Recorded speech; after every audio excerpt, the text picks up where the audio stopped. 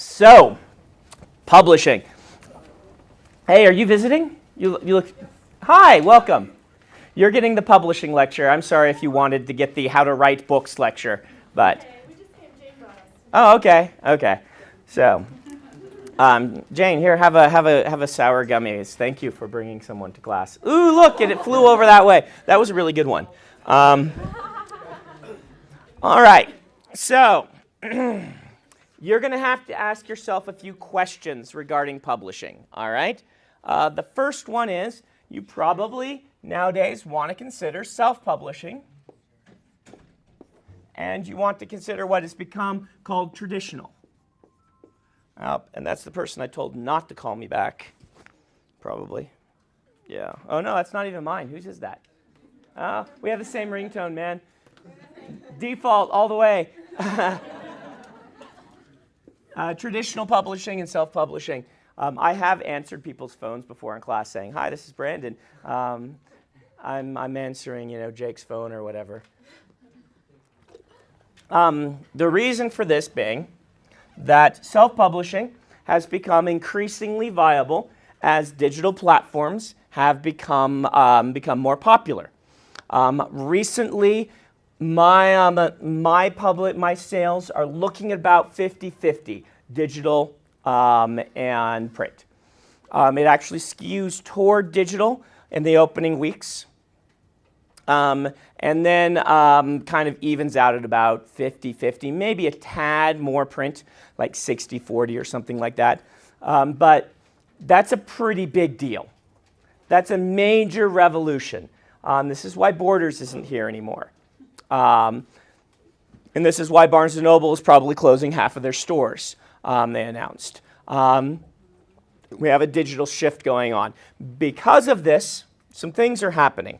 The primary one is that it has become viable to self-publish, where once upon a time it was really hard to self-publish, like super, super hard. You could do it, but it required money up front, a substantial amount, and a lot of marketing on your own. It still requires a lot of marketing on your own, but it doesn't require as much money up front. So traditional self is viable. Traditional still offers quite a number of things. And you can go and you can go online and you can find people talking about the virtues of one versus the other. Basically, what you're going to find online is that a lot of people who broke in right around the era I did or before will talk about the virtues of traditional publishing because it served us well. The people that are breaking in right now are talking a lot about this. And there are a lot of resources for both of them. Scalzi talks a lot about what's good about traditional publishing. If you follow his blog, he's got lots of interesting things there. Joe Conrath talks a lot about self-publishing and the virtues there. Those are a couple of names that you can go to find more research. I'll give you an overview today, but I'm by no means an expert on either one. I'm an expert at writing books.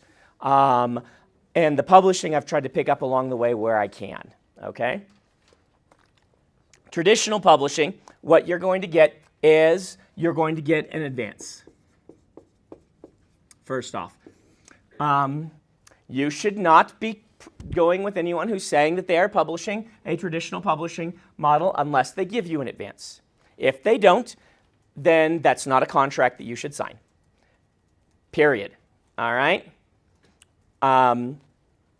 That is because nowadays, particularly if they're not giving you money, what that means is they're probably not going to give you all the other stuff that you get from the traditional, which are things such as editorial, marketing, publicity, cover design, copy editing, proofreading.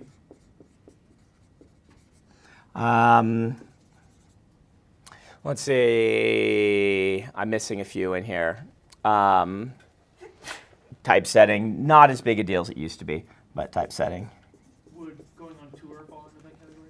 That is considered publicity. I'll talk about each of these things for you. Co-op. So these are the things that a traditional publisher can give you. I'll also put brand name. All right. Good traditional publisher is a brand. Now, you as a writer are making a brand for yourself. That's your goal. We are eventually people will be buying your books because of your name, not because of the publisher's name. But when you start, you have no brand name. So having a nice traditional publisher with a good reputation publish your book, it can mean a lot for readers picking up the books. It, I think, means a lot more in bookstores than it does in digital form, because a lot of us could recognize, I don't know if you do this, but you can recognize a publisher's book kind of by the cover design. You can get to know the logo, but beyond that, you'll see, Tor does these gorgeous big hardcover epic fantasies. Baen does these very nice pocket, military science fiction books. You will look, you'll say, that's a Baen book. It looks like the other Baen books. Those have been good. I'll probably like this one. That's part of the cover design. It's not just the artistry, it's we can target this at people who have liked our books in the past that will like yours. Now, pretty important that a good traditional publisher will give you will be bookstore editions and library sales. And, all of this sort of stuff. You'll get the print edition, which is still 50% of my sales. So 50% is a pretty big deal.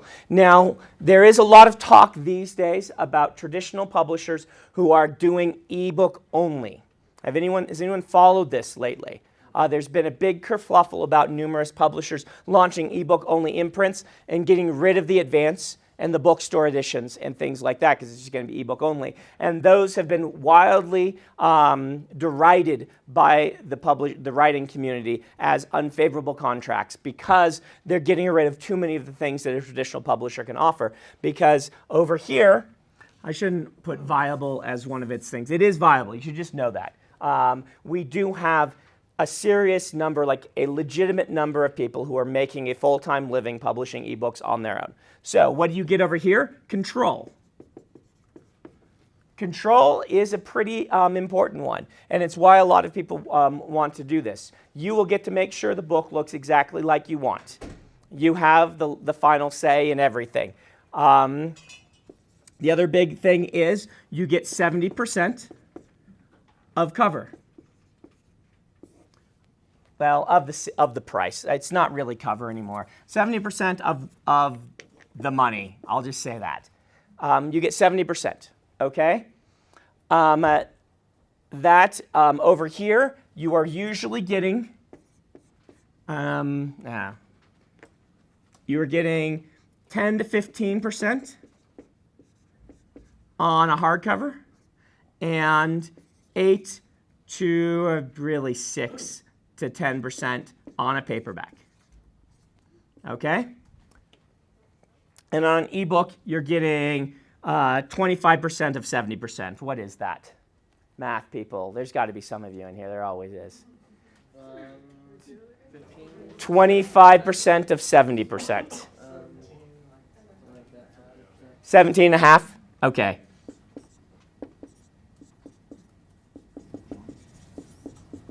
Right? So there you are. We'll just go with that. If people are watching online, they can be like, "That's horrible." But then if we did it wrong, it's because we're writers. We're not math people. So there you are. So this is the big sticking point for a lot of the self-publishers, is that they will give up 50% of the sales, the bookstore sales, in order to have control and 70% of the profit, instead of 17.5%, which is, that's a legitimately large amount. It's many-fold what you're making off of each sale over here. And so your choice is going to come down to doing this. There is also the detraction of, I should put up here, this is a big one, no gatekeeper. With traditional publishing, you have to convince somebody to pony up the money. Where does the other 30% go to on self-publishing? Amazon or the distributor. Okay. Distributor. Yeah, yeah. 30% distributor. And that's happening over here too. It's just you're getting 25% of net, with net defined as what they get from the distributor. Okay. It's not the 25%, it's not the net used in Hollywood accounting or music accounting. It is just interpreted as that 70%. So this is a pretty big deal. If a lot of new writers have the belief that their books would sell really, really well if they could get them out to people, but they keep getting rejections from editors that they don't feel are actually even reading their books or considering them. The overwhelming majority of those people are wrong. They just haven't written any very good books. However, there are legitimately a large number of people who are rejected every year whose books would sell because the editor is in a bad mood when they read it, or the editor has read something recently that's just like it that they're trying to acquire already, or because it was just the wrong fit for that editor. You know, you all hear the stories, how many times Harry Potter was rejected, things like that. Would it be feasible to maybe get rejected by a traditional publisher, then try to do self-publishing, get your book revised a few times, start selling some books on your own, and then go back and get it Yes, published? that is very viable. And the way of the future that some people are saying that are kind of in between these two camps are saying they really think that what's going to happen is that all new authors will start self-publishing. Those who gain a fan base will then go to the traditional publisher for everything but this. The idea being that they will try to retain the ebook and let the publisher do all of this stuff that, that you can't do on your own. Yes? Sorry. I was just wondering, as a self-publisher, if you were going to do that, what kind of cost would it require to cover the cover design, to cover Right. the editing? There is a sliding scale. It's a good question. Let's talk about that. It's the problem with giving me treats, and then I can't talk. Oh, I should throw you one of these. There we go. Here you go. It's incoming. Woo! That was great. It bounced off computer and everything. Okay. So other people will have much better advice for you on this online, people who are doing it. The thing is, it can be a sliding scale, meaning you can buy a cover, just the cover, for, $50. You can go all the way up to $5,000, or I'll say 15. That's the highest I've heard for a cover. What about making your own cover? You could do your own cover too. Then it's free. So it could go from 0 to this. It's a time investment. So if you're good at art, you can do it. And I know some people, online, don't know them personally. I've seen some people do that. So it can go all the way up here. I would say the average cover for a book that you're reading, that you're picking up at the store, the publisher has spent $3,000 to $5,000 on the cover. All right.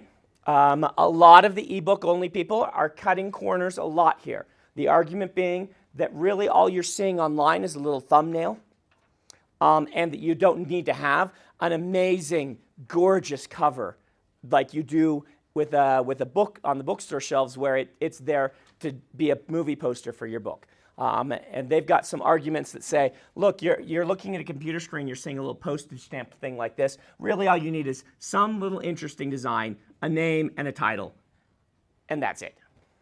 Well, I was just going to say, you're not seeing it every single time you pick up the book. Yeah. Versus. Yep. So there are arguments there, and I'll talk. Well, we'll go ahead and talk about it right now.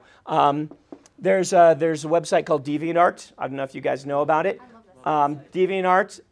There are a lot of artists there. You can find artists very easily who are willing to take commissions for your book, or you can find a piece that you like and you can buy the rights to use it. A lot of artists there will do commissions for around $50 or less, so Yeah. it would be a good price choice. You can get price choice options. DeviantArt's very good. I always suggest paying artists well, but that's kind of one of my things. But you could get you can find a painting on there and buy exclusive rights to it, meaning they can't put it on another cover. They can sell it for other things, but you can buy exclusive cover rights, and you can buy that for $300 bucks for a lot of art, $300 to $500. I've seen be a pretty legit cost, or you can buy non-exclusive if you don't care if it goes on another cover. Yeah.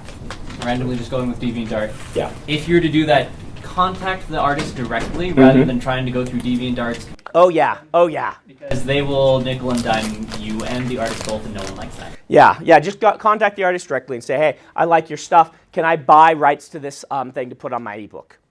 We did this for some books that we bought non-exclusive for my. I'm doing a print edition of 2 novellas in a kind of together in a little collection for a con exclusive. We're just going to take it to cons and sell it for like $15 or whatever. And so we contacted the artist and said, hey, can we buy this? The one artist that we contacted said, no, you can't give me money. I don't like making money from my art, so it's free. And we're like, how about we donate it to charity? So we donated like $250 to charity for that person. And the other person sold it to us for $250. We did a cover on each side because it's an ace double. You read one, you flip it over, you read the other. So we had 2 cover images.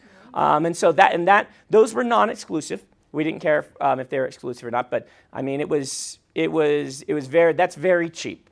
They're nice covers. They look really good. Now, that's just the art. Then you have to have a designer. A designer is important. You're going to think that it's not important, but then go browse self-published books. You will be able to see which ones have had a designer. They know how to do cover logo, they know how to put on the right font. They know how to make it look nice. Usually what you're going to want to do is I've found a lot of designers will do the cover and the layout inside for you and everything like that. And we've been paying, I think, about $500 for that. Most self-published people I know do not do this one. But you can tell. But again, the idea is that if it's just a little thing like this, then it doesn't matter, right? Now, I'm cheating on this $500 because I also have a personal assistant who does some of this stuff for me. Peter is an editorial assistant, and he's able to do these kind of things. So I'm not exactly sure how much he's doing and how much the designer's doing and things like that. But we were doing a print edition, and so we wanted to have a nice design. This one, again, people are skimping on. Editorial. I have no realistic idea of how to get a hold of good editors freelancing that are actually legit. Do you know, Jane? I work with one. But Okay. Average is about $14 an hour. A lot Right. of them will charge per word. I've heard up to $25 an hour. It's true. Yeah. Yeah. It depends kind of on what type of work. Yeah. So 15. We're gonna write 15 to 25 an hour ish. Are you on that one website? There's like an independent editors like website slash thing. I'm not on there. I'm not like part of anything. Okay. A good way to do it is to go to publishers. Yeah. Ask them for their ex-interns. Okay. Oh, that's a good idea. Yeah. Publishing interns will do it for very cheap. Okay. So that's an hour. Some will charge per word or per page. Usually they'll want you to send them a sample so they can Right. see How good much, or how yeah. dismal so they can charge Right. more. And remember, there's 2 kinds of editing. There is editorial and there is copy editing / proofreading. Most of them, when you say that, are going to be thinking copy editing only. Right. 15 is more the copy editing. 25 you get more of the content. And so, and that's gonna, when I've calculated out, that runs pretty easily somewhere between, depending how long your book is, 500 on the very low end to about $2,000 is what I've seen it cost to do a full-length novel. If you're writing a young adult or something, though, significantly Yeah. cheaper just because Right. of word count. Yep. So that's if you wanted to have high-quality editing for your book. Sorry if this is off track, but everything you're writing now, does that go under the self?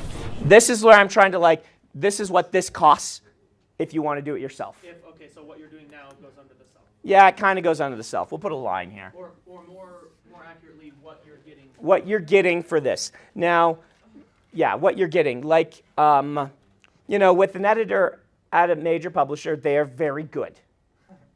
They're not the $15 to $25 an hour type people, okay?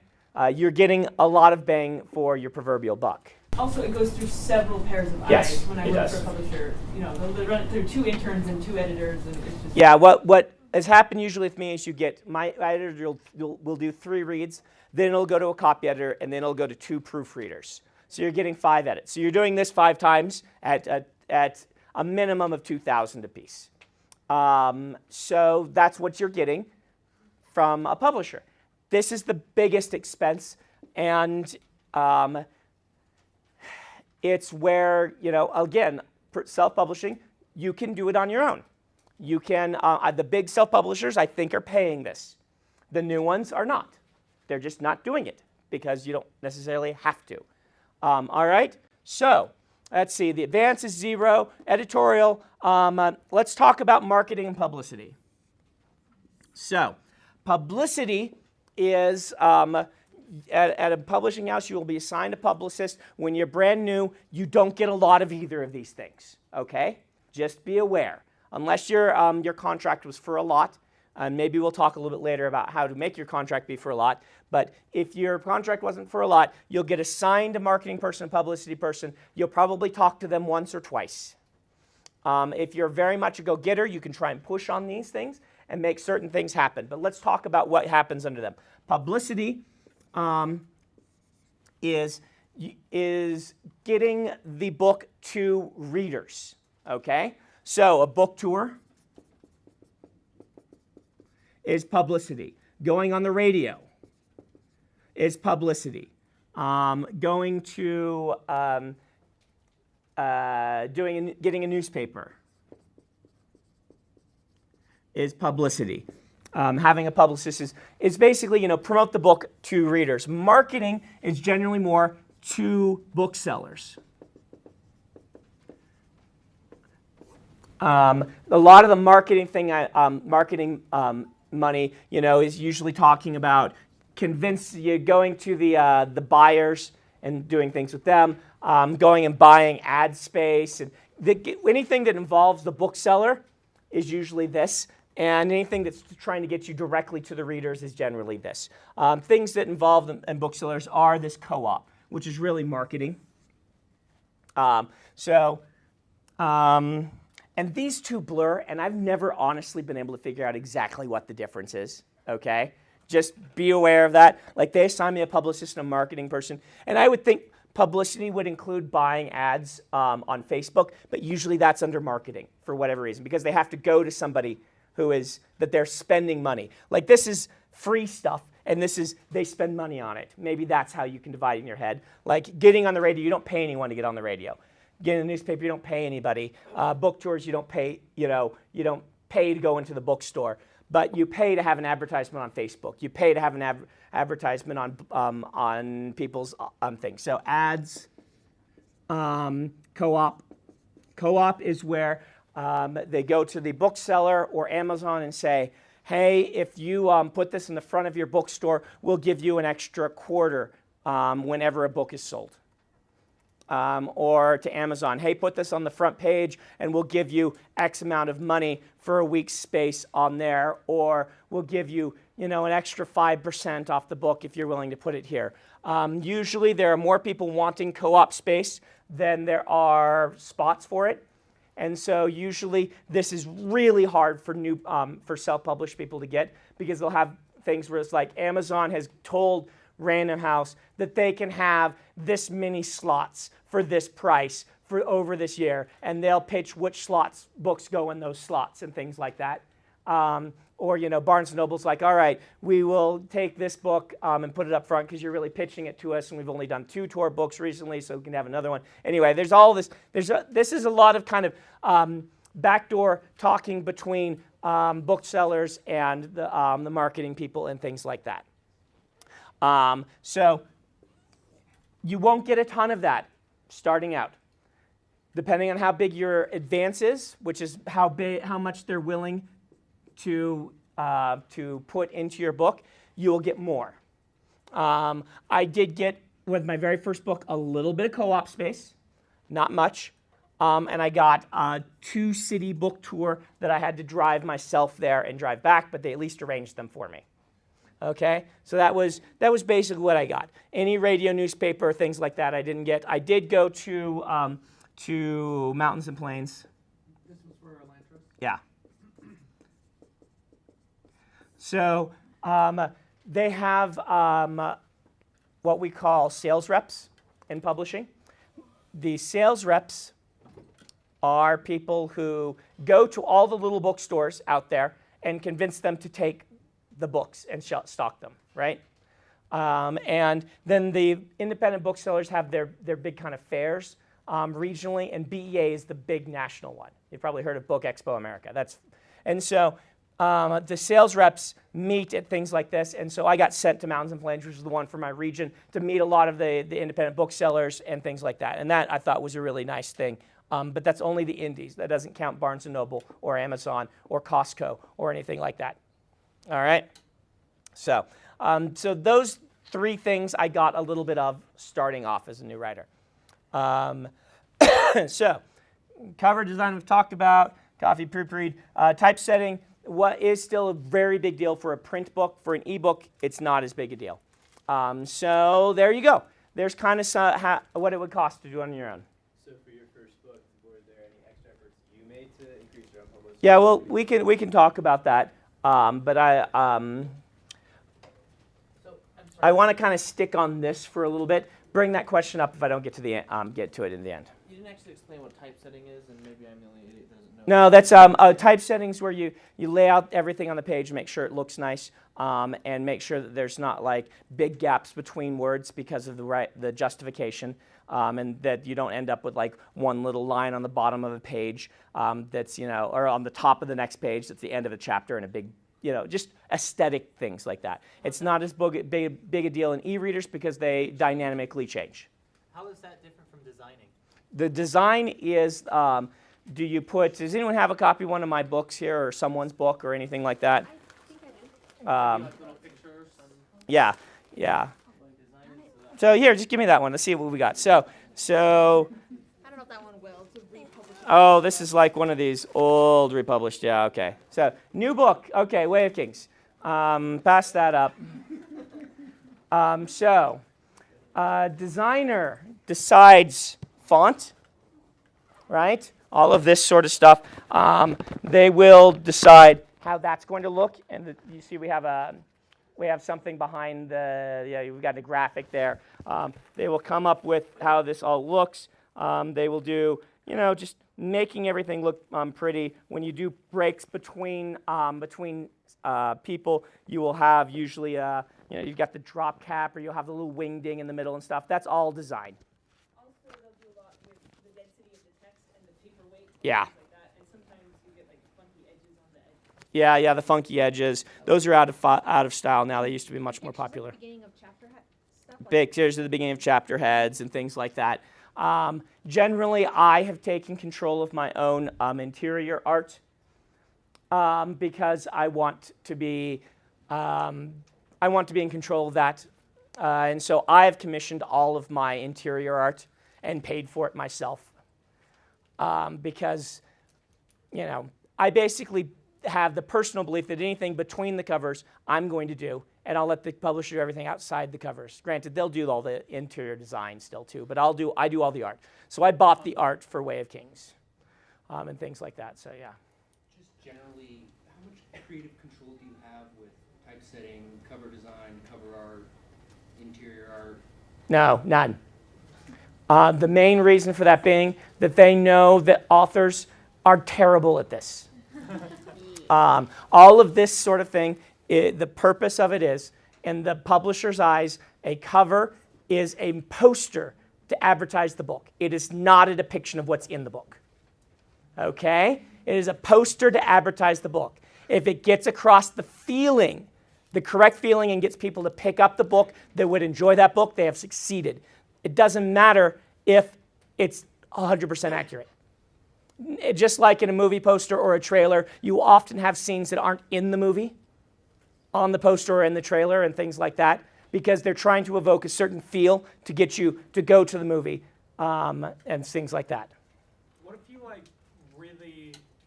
like the cover? Do you have any say? You usually have what's called a cover consultation clause. You can probably find it in my contracts that says they have to show it to you first so you can yell at them if it's awful. Then they do what they want. They may change, and they may work with you. But once again, you don't know what you're talking about, and they do. Now, they will be wrong sometimes. And the one out of the one out of 20 times that they're wrong and you're right, you want to be able to yell and things like that. But generally, most of the time when authors are yelling, they're wrong. Yes? Infamous for this are the Dresden Files, Uh-huh. which he's always portrayed wearing a hat, so that Right. his face can be in shadow. In the 13th book, he actually went in and the author went in and said, I hate hats. I never wear hats. You're trying to make him wear a hat, and he refuses to. Right. And then you flip to the cover, and he's got a hat. Yeah. That's Chris McGrath. I really like his covers. I actually requested them for the Mistborn paperbacks. Yeah. April M. Pike, who published her books like Wings and Yeah. the book Spells, she complained once in a thing I saw that she spoke at. She complained about how they did horrible cover art of her first, and now she thought her cover is too bland. But still.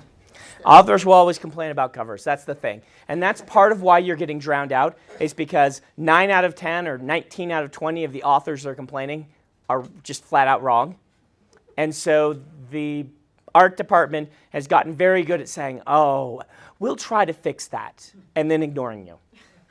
And that is one of the reasons that self-publishing people, one of the big 3 things about self-publishing, you have that control. Now, I am with Tor. Tor, as a publisher, is a lot more flexible than most publishers. Tor is run by a bunch of fans. And so it is mass chaos. And I say that lovingly, Tom, if you're watching this. Tor is mass chaos because it's run by science fiction and fantasy nerds who love science fiction and fantasy. And so you can get away with things. But you often can't get an answer to your emails. Not because they don't want to, but because they're bad at managing email. Okay? And your editor might be bipolar like mine.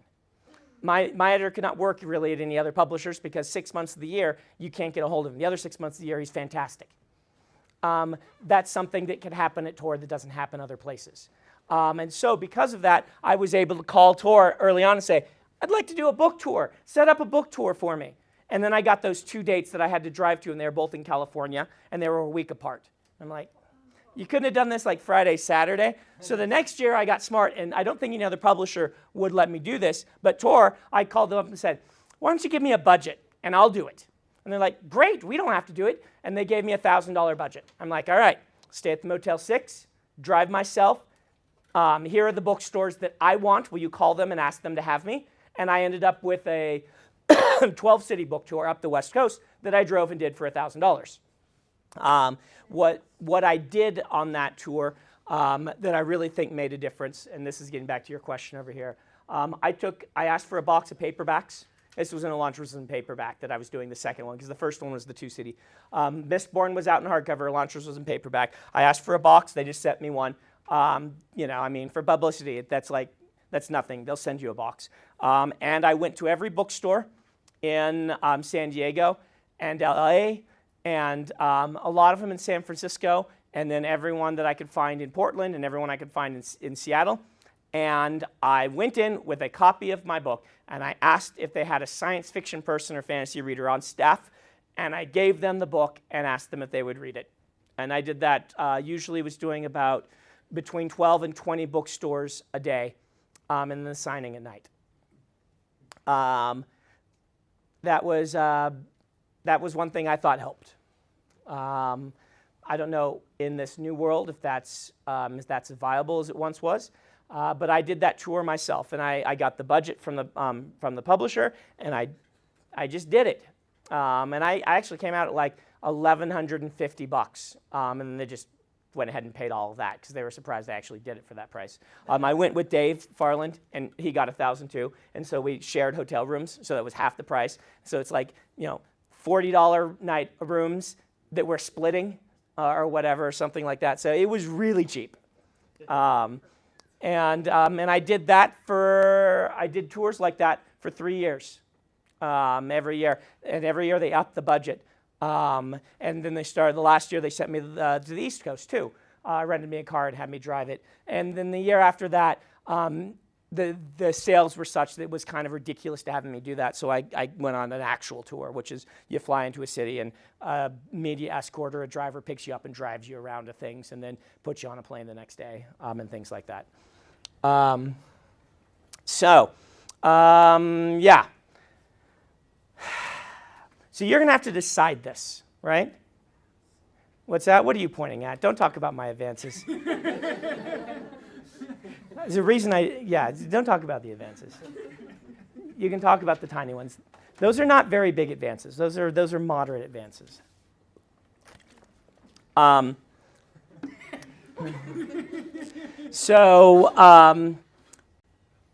promised I'd tell you, okay, so he brought it up, advances, all right? So one of the big reasons to go over here is the advance. The advance is money against future earnings, all right? So this is not money you ever have to pay back unless you fail to deliver the book. If you're in breach of contract, you will. If you're not in breach of contract, even if you don't sell really well, even if the book kind of flops, the money is yours. It is the publisher saying, we believe that we are going, that you are worth this investment. It is us saying, you have done all this work. We acknowledge that. We are going to pay you for all that work you did up front. And it's also kind of the mark of this is how much we're investing in this book. This is what we believe, how much we believe in this book. And so getting a good advance can really give you a leg up. One of the problems is advance then becomes your metric. And if you get an enormous advance and then don't sell very well, that can be disastrous for you. Whereas if you sold the same amount but got an advance that was equal to what you sold, then that book is considered a success. Because it's not if they broke even. You got to remember, the advance is not about them breaking even. It's about expectations. Let's break this down. Okay, you guys all have this right here. Let's start breaking this down. So, hardcover book, okay? New book, new author. I'm going to guess $25. Okay? That's what Elantris was, and they actually kind of try and stay at that. That's a good price point for a new author. Right off the bat, someone get out a calculator, by the way. Right off the bat, usually we're just going to guess 45% goes to the bookseller. It may be closer to 40. Let's go ahead and let's just go ahead and do 42 as a guesstimate because they've all got their negotiated things. So what's 42% of $25? Oh, 10.5. Okay, that's good. So we've got 10.5 bucks. That worked out really well. Goes to the retailer. This is the hardcover. Okay, so retail. So afterwards we have $14.50 left. All right. As an author, you make it off of on the book. You make off of cover price, regardless of how it's sold. Most of them are discounted, but that's just how it is. So you get 10% as cover for a new author. Generally, the way this is going to work, I've found, at least in adult, it's a little bit different in children's, but in adult, you're getting 10% on the first 5,000 books, 12.5% on the next 5,000, and 15% thereafter. All right? So you are making, off of this, you are making $250. All right? Everyone's got that. It's going to run in my calculation, so I'm going to... No, that one's actually pretty set. I think that's the average after, because you say you get 10%. 10% off of 25. So we're saying... If you sell more, then it will go up. I've got you, okay. Yep. If you when you sell that 5,000 in first copy, that one you'll get 12.5% for. All the first 5,000, you still have only gotten 10%. Okay. And so you make $250. All right. So out of that $250, out of that we have $12 left, right? So I'm going to erase this little guy just. So, well, that math turned out really clean. So $12 left. And the $12 per book is what the publisher is spending on this stuff over here, right? All of this stuff, okay? Plus, they're all their overhead, like, their rent and things like that. And that's just how a book is breaking down. Now, what you've got to realize is, even if, most new authors are considered, they're not going to be profitable because all of this stuff, having a whole department for all this and a legal team and all these things, they say that the new authors, no matter, unless you're selling over 10,000 copies in hardcover, you're basically going to be in the red for the publisher.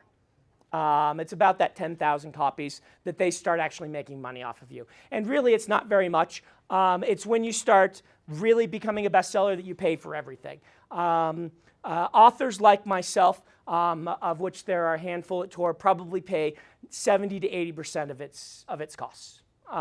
Would be my guess. But what you can see here is you can get an advance that, even if you earn out your advance, is still not a profitable book for the publisher. But the idea is that they're growing an author name. And the whole point of this was, the idea, it's a perception of, with a new book like this, did it fail or did it succeed? Well, if you got an advance of $40,000 and you sold 2,000 copies in hardcover and then, 5,000 in paperback, that's not a success. Even though, even if you'd broken even on your advance, if you'd broken even on your advance, it would have been a success, even though the book is still not quite profitable for the publisher. The expectations were met. And there's this sense that the book did very well. Does that make sense to you guys, how it can be a book that doesn't make money for the publisher but still a success? Because it sounds like they're investing in you as an author Yes. with the hope that you'll make more books and that more people will Right. read them. The big thing about writing is you got to understand we are the talent. In Hollywood, people go to see movies. Generally, the talent or the actors or the director sometimes who will draw the crowd. In books, it's us. Our name is what draws the crowd. In fact, if you want to watch an author's career and see how they're doing, go line up all their books. Do this with my book sometime. It's kind of fun. If you got the hardcovers, line them all up in order from Elantris to Way of Kings and watch the size of the name. All right? On Elantris, it's like that. Get out that Way of Kings book again. Hold that up. All right? All right? All right? Then go, yeah, it got a little bit bigger on the paperback. The hardcovers, it was a little, but it's not bad there. Go look at a John Grisham book or something like that sometime. Or Stephen King. And it's even bigger, right? Because the author becomes the brand name. So they are investing in you as an author, okay? Generally speaking, are you going to be meeting your advance? The hope is that yes, a normal thing is the publisher's goal is to give, like everyone kind of wants you to earn out the advance in basically like 2 or 3 years. That's the ideal. Meaning the hardcover and then when it's a frontlist paperback. And then all the paperback sales after that are just royalty checks and things like that. That's the thing you want to do. I have yet to not earn out an advance in 1 week. That means that you're doing really well. I'll give you that. What's that? Elantris, I got 10,000, and no, probably wasn't in 1 week, but it did earn out pretty quickly because it was $10,000. We sold 10,000 hardcovers, and so on that we were up to 25K plus the extra 2.5%. So it's like 30K off the hardcover. And most of those sales are in the first 4 months, is when you sell your hardcovers. So yeah, probably not the first week on that, but basically everything else since Elantris and the First Mistborn. And that's actually not uncommon for the new author because as a new author, you're not an established thing yet. And so they can lowball you. They can expect to sell a certain number and lowball you because you don't have as much bargaining grounds. Go read Scalzi's article that he posted a few days back, though, on your bargaining power as a writer, even without anything published. It was a really good piece. It was published. He did it on his blog like a couple days ago. With these percentages that we're talking about, do you get paid quarterly? Yeah, you get paid semi-annually. Okay, semi-annually. Let's put that up right here under self-publishing. Immediate. Yeah, that's a big difference.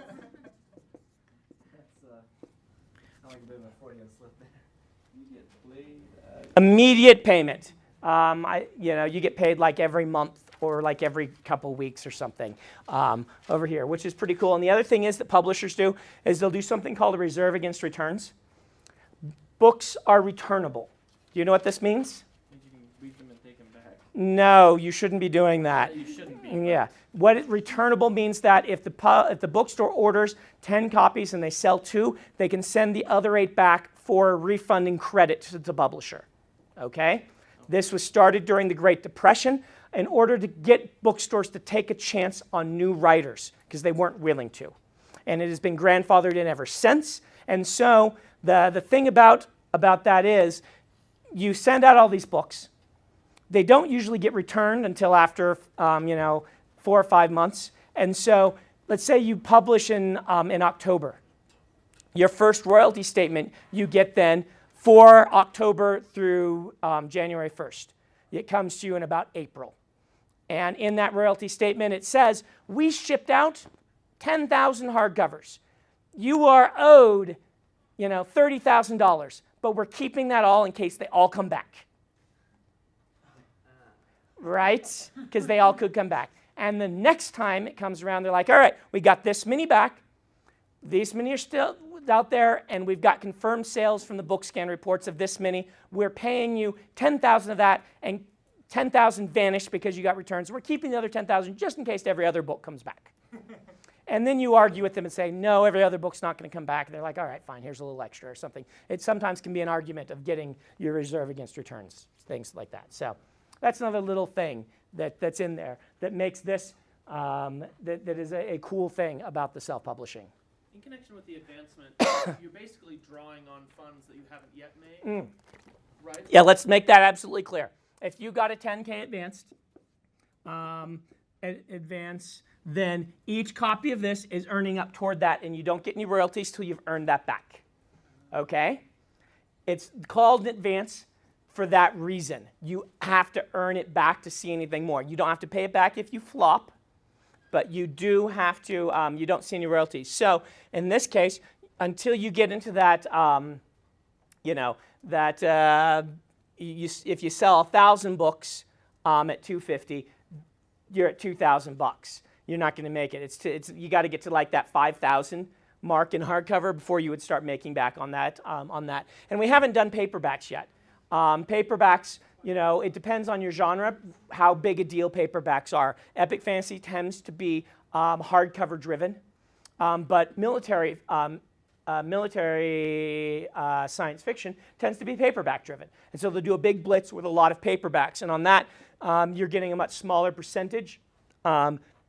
Paperbacks are generally, I don't know if you know this, but it's cheaper for the publisher to print another one and ship it to a bookstore than it is to pay the shipping to get it back if they haven't sold it. So they return paperbacks by ripping the covers off and pulping the paperback and sending the cover back to get their refund, because paperbacks are, the shipping is more expensive than a lot of the stuff. And you look at this $12, or on the paperback it'll be like like $4.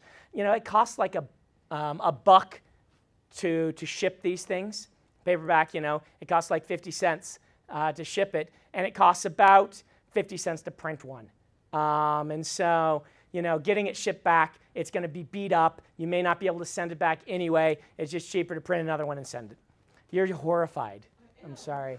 Yeah.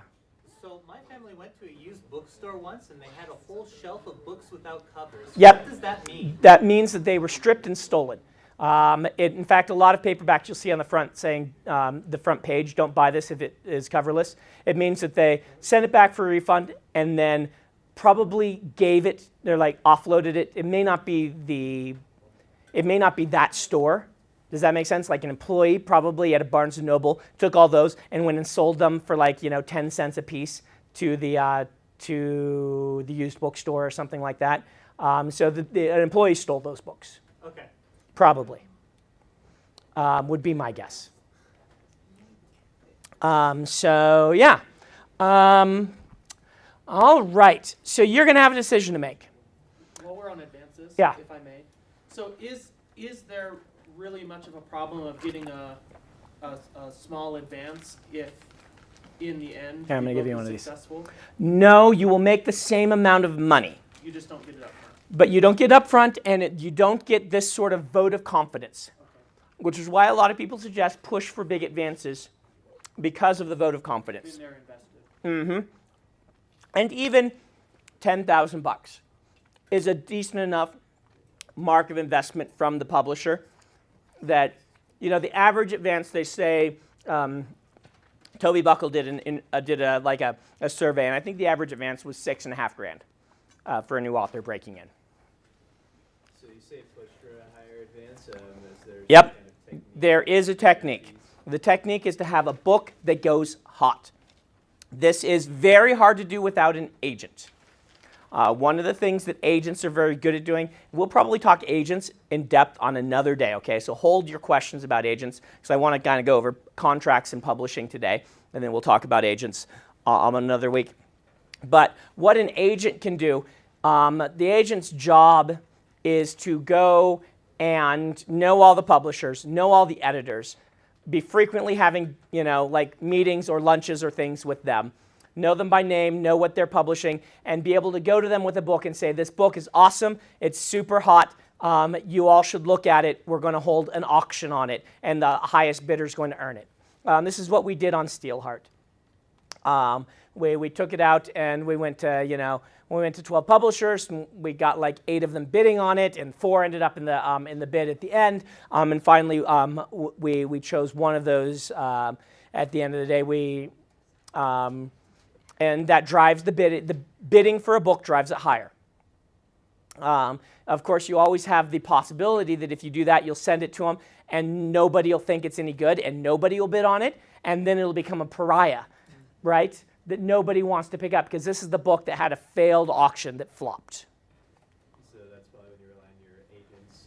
The agents, yeah, you probably, if you have a good agent, there's a lot of bad ones. We'll talk about that on the agent week. If you have a good agent, they'll say, what they'll probably do is they'll send it to a bunch of publishers and not say they're going to do an auction.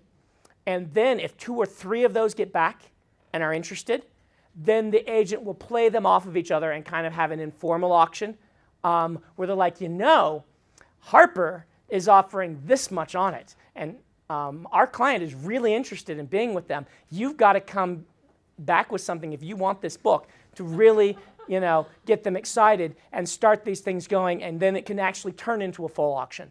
Terry Goodkind famously had a big auction. His agent was Russ Galen, a very good agent, was able to get Wizard's First Rule at $750,000 for 3 books in 1994, $750. So it's $250 per book for a first-time author. That's the sort of thing that can happen. Whenever you hear of like some enormous advance, either that author is a super huge brand name already, or it was an auction where a wily agent was able to play a bunch of publishers off each other and get the advance up high. I actually forbid my agent from taking Elantris to anyone else. I sold Elantris without an agent. I sent to an editor, and we'll probably spend the next amount of time talking about how you do that. And got an editor interested, called an agent that I liked, and said, will you handle negotiations? He said, yes. He read the book, he liked it, he said, we should take this to other places, but I wanted to be with Tor. I really liked Tor as a publisher. I was a big Wheel of Time fan, and I said, if I'm writing epic fantasy, I want to be with Tor. And so we didn't take it anywhere else. And he probably could have gotten that up more by doing that. It was just a call I made. They were offering, we got it to $10,000. I felt that was just fine and legit. My agent didn't think it was a bad advance. If he would have gotten it up, he probably feels he could have gotten it up to like 20, which is about, what it earned off the hardcover run, which would have been a reasonable advance. But I wanted to be with Tor, even knowing their foibles, which is that, their editors are often late. They're not good at contacting you all the time. Things get lost in the shuffle. If you send to Tor, you've got to know that it can be mass chaos. And for some writers, that's not a good place to be. I like the idea of having a lot of more control, even though being with a major publisher, and being able to do things like, hey, I'm going to do all this art for Way of Kings. Let's put it in. A lot of publishers would go into conniptions when you told them you're going to do that, because they would want to be doing that. So.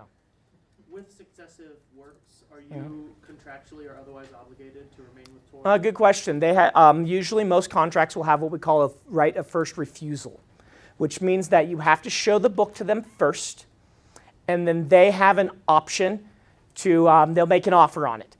And then you can then go somewhere else, but I believe contractually you can't take less from someone else. Does that make sense? That's what a right of first refusal. The more popular you get, the more your right of first refusal will get narrowed down. For instance, Tor has right of first refusal on my next Stormlight book. Does that make sense? Like you narrow it down to series. A lot of authors will, and it's pretty easy to get a negotiator early on to say, hey, I want to write children's and adult. Can we put our right of first refusal to adult only because I want to write children's books also and be able to go different places. Usually they'll bend very easily on that. If they get right of first refusal on the next book that's like the one they're buying, then they'll be fine. How does publishing with multiple different publishers affect your relationship with your main publisher? That's going to be a matter of opinion depending on authors. Some authors never do it, some authors do. I have enjoyed being with Tor a lot, but I've also wanted to see what the experience was like with other publishers, so I've taken my children's books generally to other publishers. It's not a vote of disconfidence. It's not a vote of disconfidence or of no confidence. Yeah, to Tor. Tor is fantastic. But I like knowing the business, and I like knowing what it feels like to be with different people and things like that. So, all right. So, while we're on it, let's talk a little bit about your contract terms for when you get a contract, and we will talk about breaking in. That's probably more important, but we're already on this. All right. So, you guys have all this?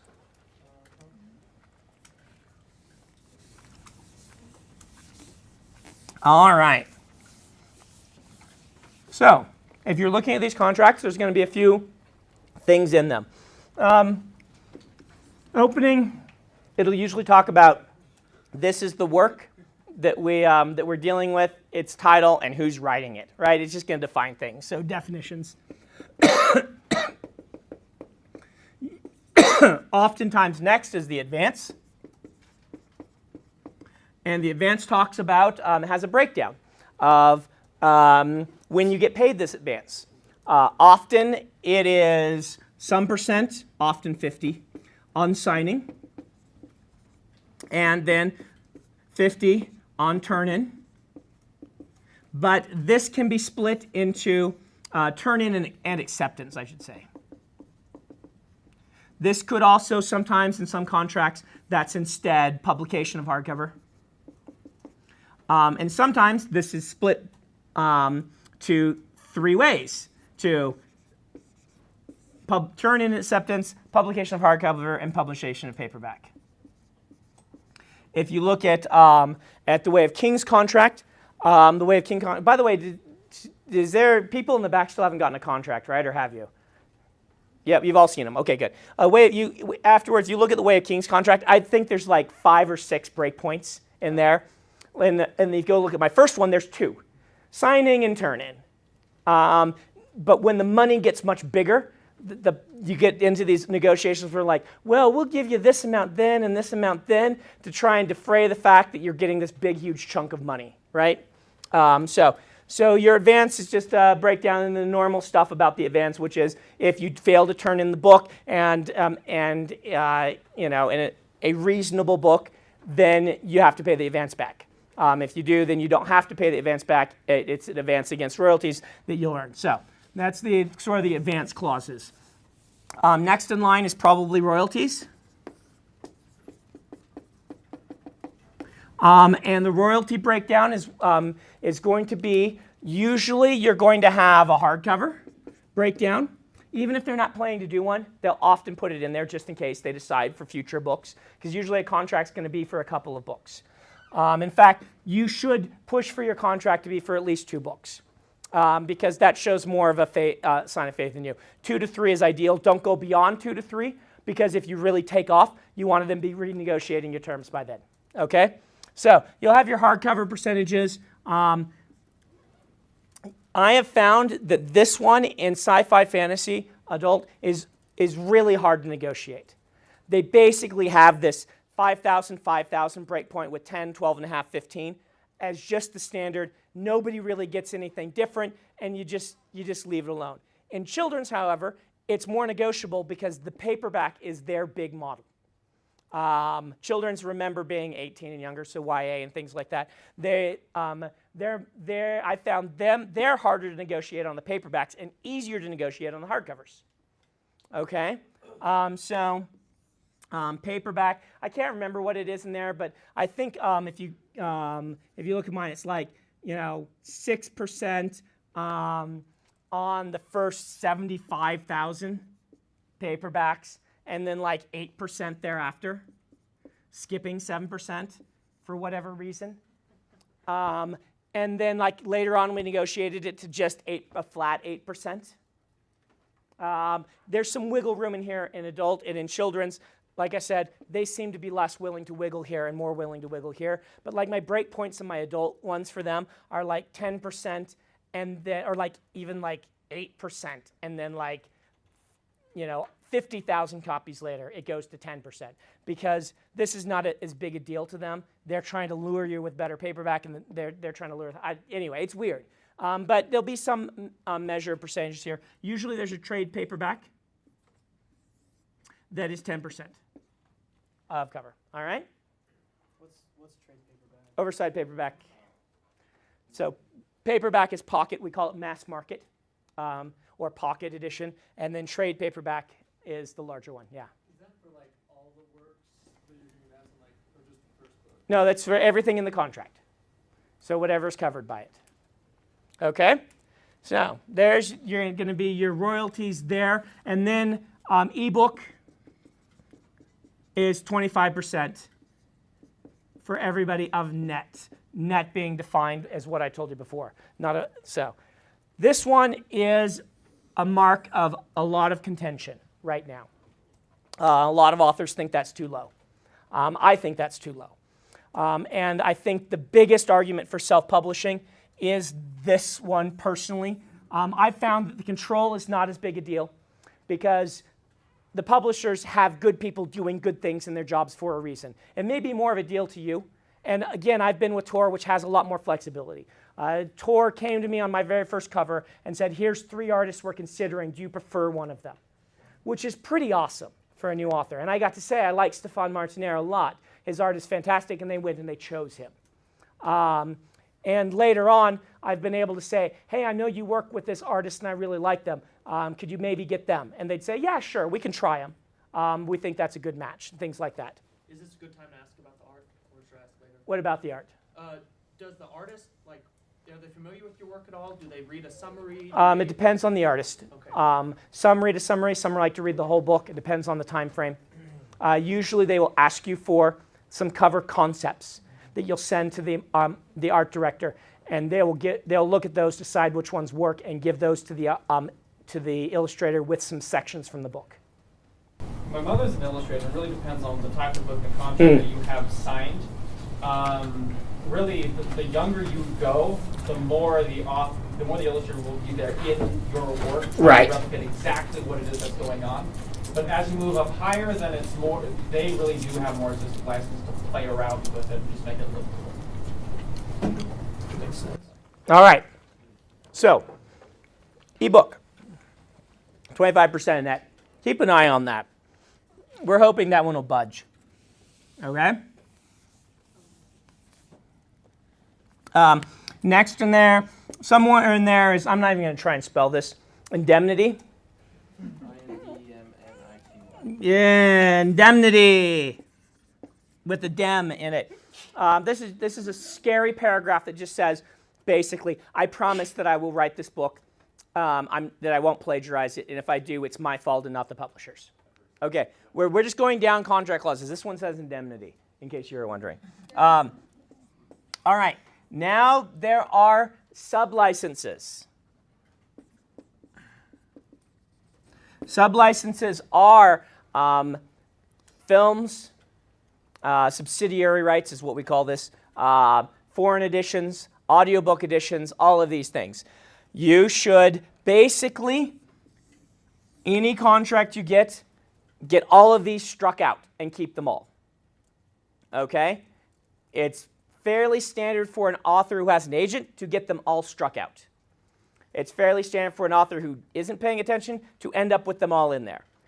Okay? There are a few reasons you might want to. If you get them, they really want the audiobook, for instance, and they're willing to up the advance and give you good audiobook terms, then you can give them the audiobook. That's fine, but they should be giving you something for everything in this column. If you look at the ones I've passed around, almost everything is struck out in that section, and they bent really easily on that. The reason for this being, particularly as a new writer traditionally publishing, foreign sales are a big deal. For foreign sales, this brand name of a big publisher picking you up is a major deal. All right? A lot of foreign countries, American entertainment is seen as premier. Like we like Japanese cars, they like American entertainment. That is good for you guys in writing. It means that a lot of publishers around the world are willing to look at American authors and cover the cost of translation and translate it. A lot of these rights are not big money, but when you're a new author getting $1,000 for selling your book in Spain, when your advance was 10, if you do that 10 times, which is, Joshua had 3 or 4 sales on mine before the book came out, and we got up to 10 or 12 really quickly with the launchers because it had the Tor stamp of approval. They're like, oh, Tor bought it, okay, we'll do this. And in the early years, I was living off of the foreign money, basically, because a lot of these were $2,000, $5,000, $3,000 here and there. My first 2 years, because I got an advance of $10,000, of which I got 5 on signing and 5 on turn-in. Then it was like I got 5 the first year and like 10 the next year. And anyway, what I was living on was this extra money that I was getting from all these foreign sales. And if the publisher keeps them, it would be their job rather than your agent's job to go sell them in foreign markets. And you're not a big enough deal for the publisher to care about it. They'll try to keep the rights just because, but they're not going to really sell them that much. You might get, one of their arms in one other country might end up selling it. You might get a UK edition or something like that. But these rights are worth a lot of money. The same for film rights. You've got the film contract going around. They're not going to sell your film rights. Honestly, you're probably not going to sell your film rights. Your film rights have to sell themselves when you're a new author. Someone has to come to you and say, hey, I read this and like it. Can I option it?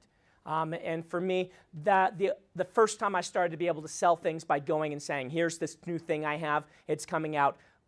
Why don't you option it? Was last year. Before then, I couldn't even get it done. And so I finally hit the stage where I can go pitch to people and get sales off of that. But basically, Hollywood people have to find it yourself. But you want them to come to you and say, we want to option this and have the money go to you rather than them going to the publisher, them getting 50% and you getting 50%. So just try to keep all this stuff. Did you have a question on this? Yeah. If you have current contracts, print-only contracts, can you talk about those? Print-only contracts. I mentioned it earlier briefly that I felt that that's where we were maybe going. And the only people I know that have print-only contracts are people who were very successful in ebook, then had real negotiating power with a publisher and got them to sign a deal where they did not have ebook rights. With the reason they could do that is they were able to go to the higher up mucky mucks in publishing and saying, sorry, they're already out there. So we can't really negotiate them for them anyway. And that's a pretty cool thing and a really sweet deal that some of the big ebook authors have had. And it's actually, I think, a really big reason to consider this, because if you can get that publisher doing a print, you doing the ebook, you're like in the sweetest spot in publishing that's possible to exist right now. However, you don't get foreign sales very much. Have you gotten very many? Not really, no. Yeah. I haven't really been looking around for it. Part of the reason for that is that worldwide, ebooks have not taken off as quickly as they have in the US. And that's just, it's slowly happening, but it just hasn't happened very much. It's kind of like the rest of the world. Yeah. It's like the US kind of hit an exponential growth curve. Right. And that was like back in 2010, Yeah. 2009, 2010, when we hit the curve and started exploding. Yeah, it's overnight, boom, and they haven't hit that yet. On the cusp of hitting that curve in all the other countries. Yeah, the UK is hitting it. Everywhere else hasn't hit it yet. We're on the cusp, like the next 2 or 3 years. Yeah, the hope is that they will. And then maybe things will change there. But right now, selling foreign editions is really hard. And you can sell in the UK on your own. So that one's fine. But selling in Japan is really hard without an agent and without a print deal. But also, if you're self-publishing, like Amazon, not just Amazon, but like Kobo and a lot of other places distribute to those places. And so if you have your ebooks that are available in the countries right before the growth like starts to kick off. Right, but they have to be they will only be bought in English. That's true. Unless you translate them. Unless you translate them, which is a big expense and things like that. I mean, that's possible to happen in the next couple of years. Keep an eye on that and see if it changes. Right now, you are not making any of that money. You can publish it worldwide, but when I'm selling in Germany, I'm not selling in English in Germany. And Germany is good money. Germany is the number 2 market behind the U.S. for books. And it's not unheard of for an American author to get 6 figures for their advances in Germany. And so, yeah. I've got 2 questions on the foreign stuff. With the translation, how much creative control do you get? And then Unless you speak the language, none. None, okay. I mean, what are you going to do? Are you going to read it and tell them they translated it poorly? That was my second question. Has that ever happened to you where you're like, that's not... I can't read. I mean, I couldn't read in any of those languages. I mean, I could, Korean maybe, but yeah. So no. And the advances and royalties are smaller because of that upfront translation cost, which is very expensive. Yes? I would say in Asia, most of the time you don't have to translate, but the ebook, I didn't hear about it until I came to the States. Yeah. I mean, I knew it existed, but nobody's interested in ebook. Where were you living? I'm from Singapore. Singapore, okay, yeah. And then he's English there. So Right, yeah. Ebook, no. Not Yep. gonna happen. Yep, so, all right, let's get through all of this. But yeah, ebooks may eventually take off. Like, we're seeing hints of it in Japan, but only on phones. Like, it's really taking off on phones in Japan, and things like that. So, all right. And one other thing about the foreign rights, here's the thing about them. Every time you publish in another country that reads a decent amount, it's another chance for you to become a phenomenon for some reason. We don't know why certain authors become phenomenons. If we could figure that out, we would be doing it all the time, right? We don't know why some people take off and other people don't. But each time, that's another chance. Dan Wells became a phenomenon in Germany.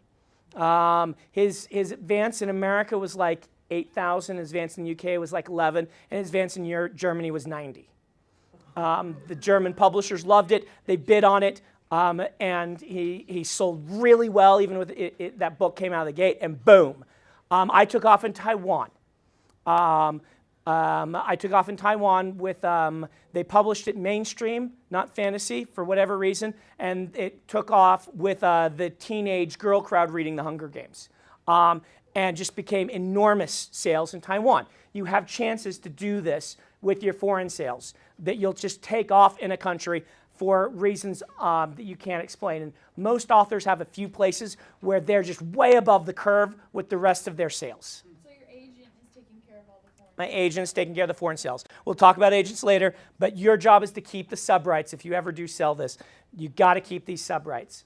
And if the magical day comes along that we're able to keep our ebook rights, then you'll want to do that too.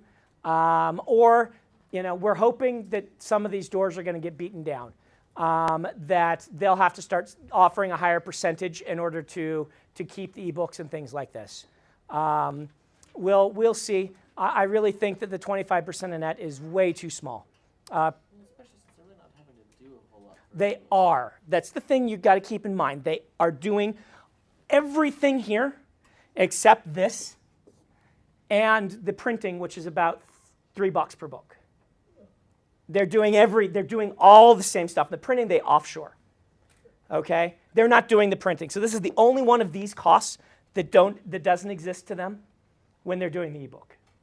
Well, yeah, you can hire most of that stuff out for yourself. We talked all about that. Yeah. Don't worry, we talked all about that. But what I'm saying is the ebook is not any cheaper for the publisher to produce than the print book. Okay? Keep that in mind.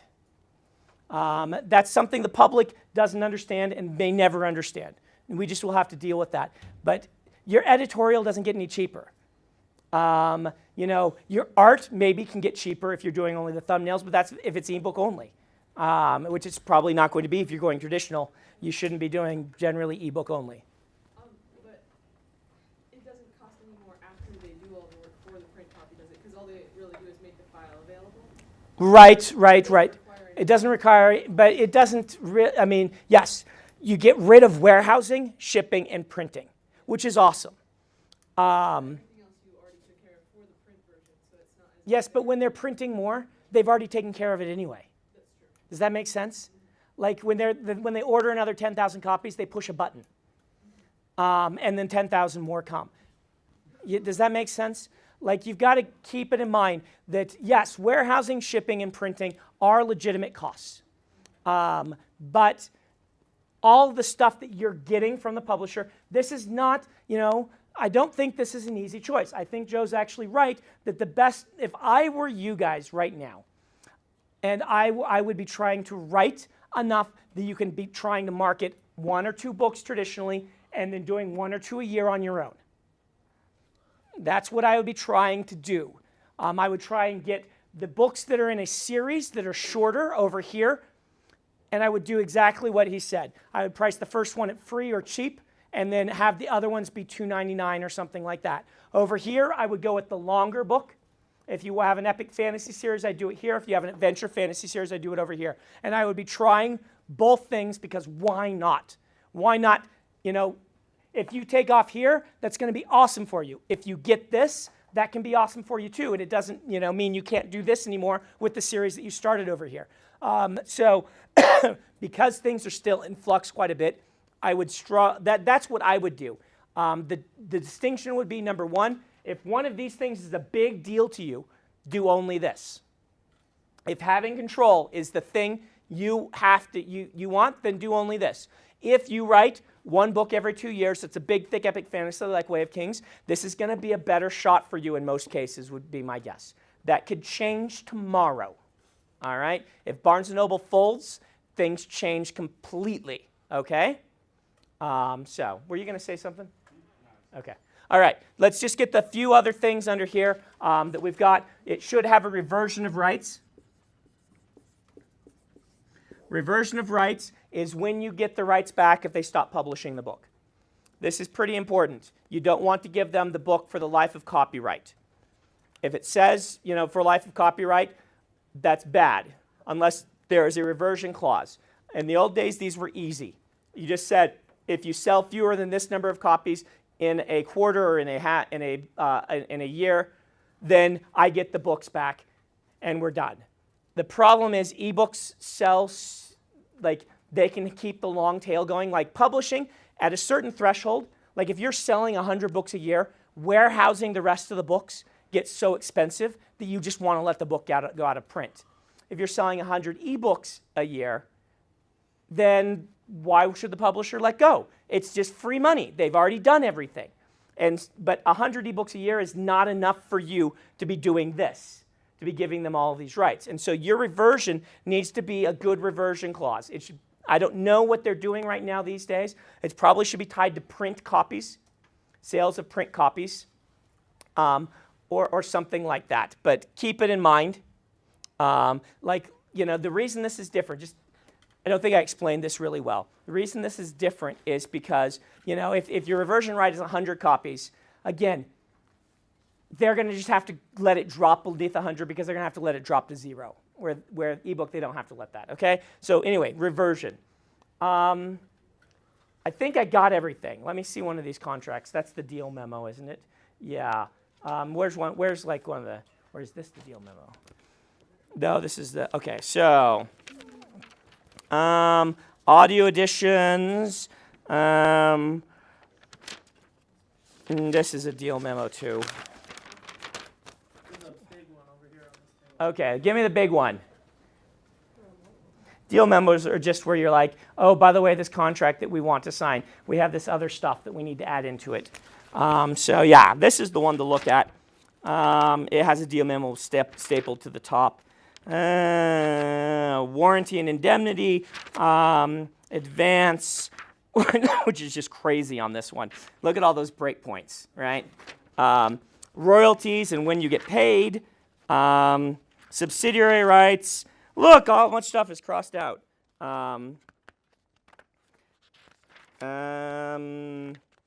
Motion picture rights. Exports and payments, that one's not a big deal, but they will have it. Oh, free copies. You get a certain number of free copies.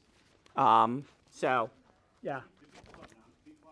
Non-compete clauses, we talked about rights refusal. Don't sign anything that has a non-compete clause. They're just dumb.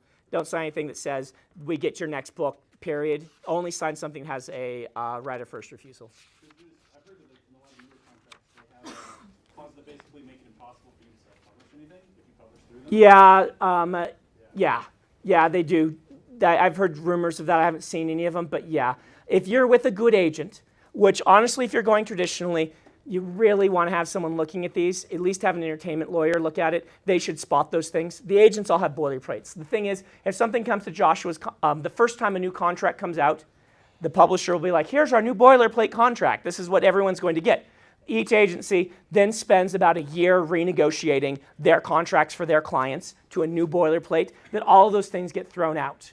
And so then that goes to the Jabberwocky boilerplate that comes to them, which doesn't have any of that stuff. So I never even see it in my contracts. It's not even lined out because it never goes to Joshua because, But yeah, they've started to do stupid stuff like that, so that's a good point. Reversions of rights, mine is fewer than 100 copies within 6 months, every 6 months. So this was before ebooks took off. Mandated publication, that's just a clause on they have to publish it by this date. They can't sit on it forever. Option on the next book in the series of next science fiction or fantasy for the adult trade market. So that's the next series. The next book for the adult market. Yeah, so that's about all that's in here. So we've got the contracts covered. Next week, someone write this down and tell me. We will cover how to find an editor, what to do about agents, and we'll dig some more into this about how you want to go about publicizing yourself and things like this, because there's two main paths I've seen. One is the write lots of books and do it that way, which is honestly the better one. The other one is to come up with a platform and really publicize the crud out of yourself. We'll talk about that next time. Do you agree with that? Yeah. All right, right here. So you have your reversion of rights clause. The rights run out. You get the rights for your book back. Yes. Then what do you do with it? Sell it to another publisher or self-publish it. If your rights revert, this is why Joe Conrath is able to do what he did. He was a traditionally published mid-lister whose books all went out of print. The rights reverted. He started self-publishing them and really took off and became a phenomenon, and just sold through the roof on his own. Because he had like a stable of like 30 books that the rights had all reverted on. And he's like, why not put these out and see what happens? And then they took off. So yeah. Could you talk about, so like with the sub-licenses, you get them out of your contract, but then how, like the next step? Your agent sells them. Your agent goes, if you have an agent, they will go to London Book Fair in Europe, and they'll go to the Asian book fairs, and they will go meet with agents in country, and they will have a working agreement with them that, hey, you try and sell our works to publishers here, and we'll give we'll tell you about them, get your they have a deal with them, and things like that. Or the agent goes to them directly. Usually, they're using agents in country, and we'll talk more about agents and how that percentage breaks down. When the rights revert, do you have to redo like covers and such?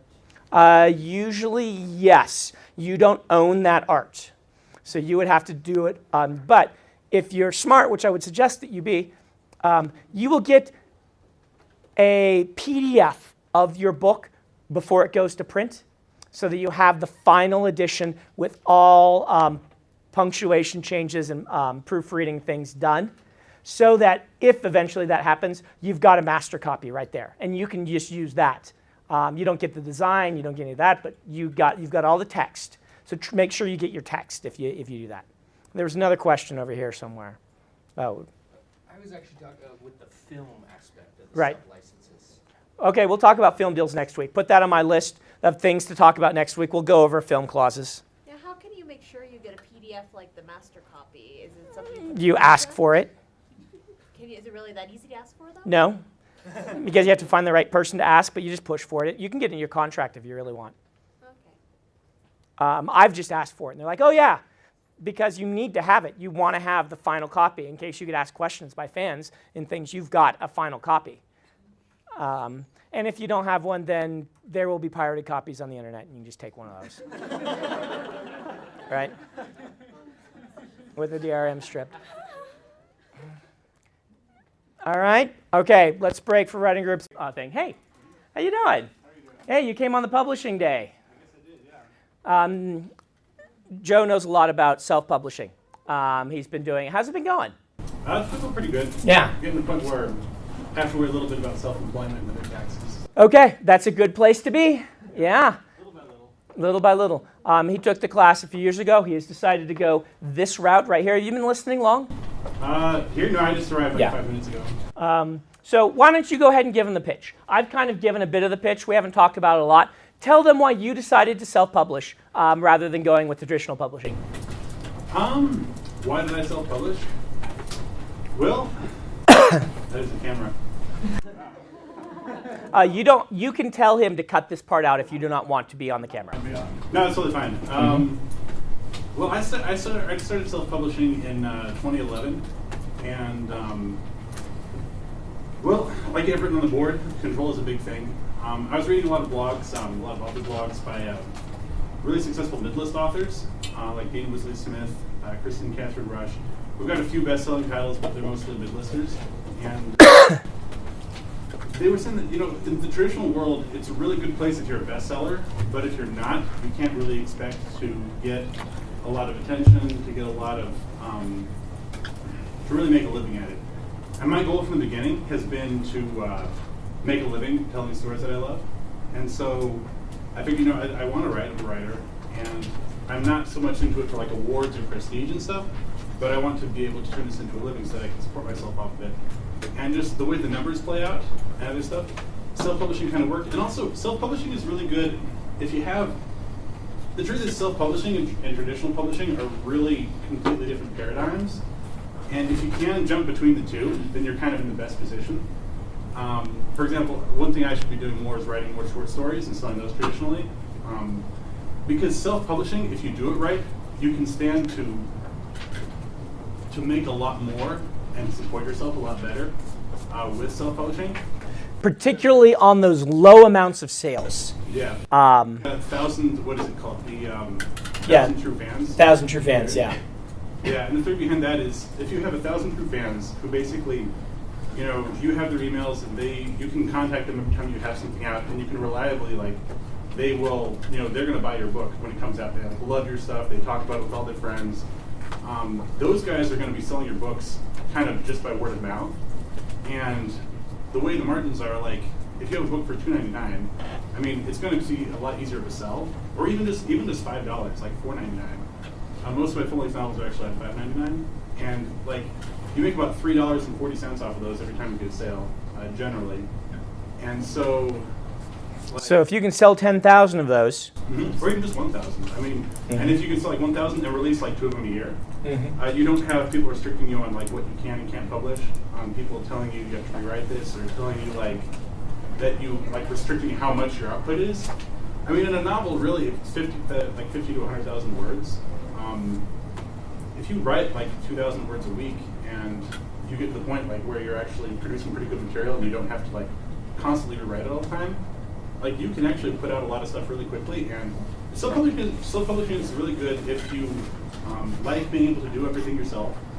If you're good at figuring out new things, if you're really good at learning how things work out, and if you, it's good if you can write a lot.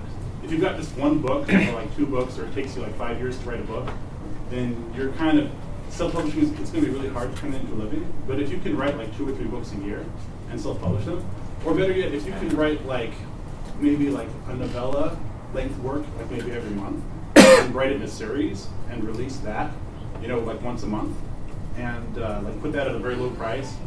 And well, not necessarily $9.99 because you fall below the thresholds for like 70%. Yeah, but the first one, putting the first one at 99 cents or free, and then getting them to read the rest, seemed like a very good paradigm. So yeah, it works out really well that way. I think the main thing is series, right? Putting a lot of stuff out, and having the first one in the series free is really useful. And Amazon doesn't let you do that. Well, they do. Oh no, they don't let you do that whenever you want, right?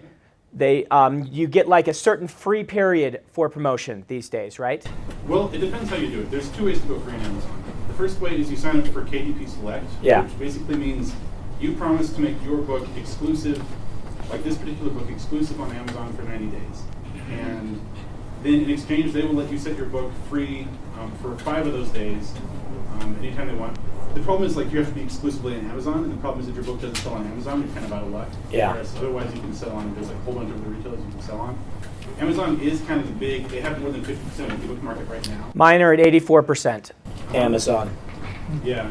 I mean, I get most of my income on Amazon, but I do get a lot of checks from all the other retailers too. And we like the other retailers because we want Amazon to have competition.